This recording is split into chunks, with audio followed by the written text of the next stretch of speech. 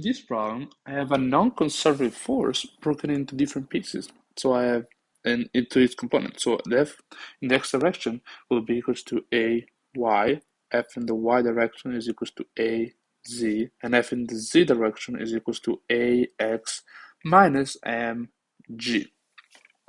Okay, so we can see that this function is not conservative.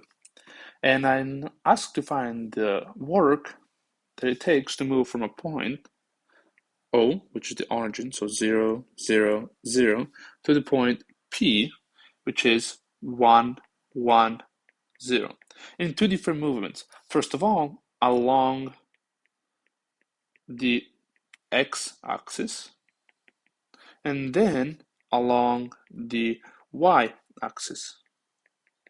Now, if you do one or the other first, doesn't matter, but as long as you do this thing correctly, you'll get the same answer. So along the x-axis, we know that x will start at 0, and it will increase to 1. So these two will be the two boundaries of our integral. And then I know that y is equals to 0, and of course dy will be equals to 0, and then z is equals to 0, and the dz is equals to 0.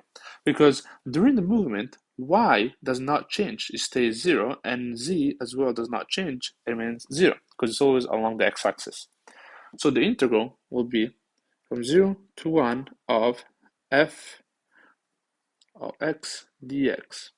Why this? Well, because if we were to take the integral of, let me write better, 0 to 0, because, for example, of y, f of y dy, we know that these 2 points are the same points, it doesn't move, and also dy is equals to 0. So it's actually not even an integral. So the only thing that we're taking care of is the dx. So the f of x is equals to a y, as you can see over here. So we're going to have the integral from 0 to 1 of a y dx. As you can see, there's no x and there is a y, but we know that y is equals to 0, thanks to this thing we wrote before.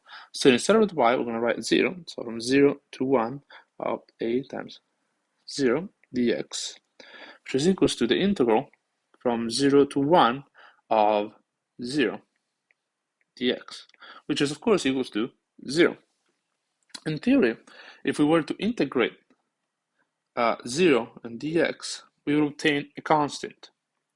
But since we have boundaries, so from 0 and the 1, then we don't obtain any constant, we will obtain the z. But since the constant here is equals to 0, then we don't obtain anything. It will be 0x, which of course is equals to 0. So that is our first part solved. Then we're asked to go from the point 0 on the y-axis, so along the y-axis.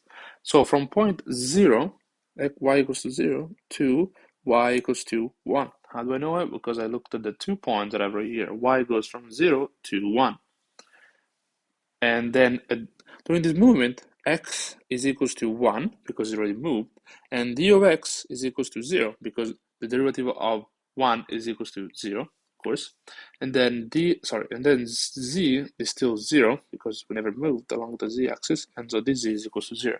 So again, the integral from 0 to 1 of f of y dy. This means that for dy, we're going to have a z. So let's plug it in. Integral from 0 to 1 of a z dy. So we're going to have, since z is equals to a constant, which is 0, we can substitute it in there. So we're going to have the integral from 0 to 1 of a times 0 dy, which is equals to the integral of from 0 to 1 of 0 dy, which is of course equals to 0.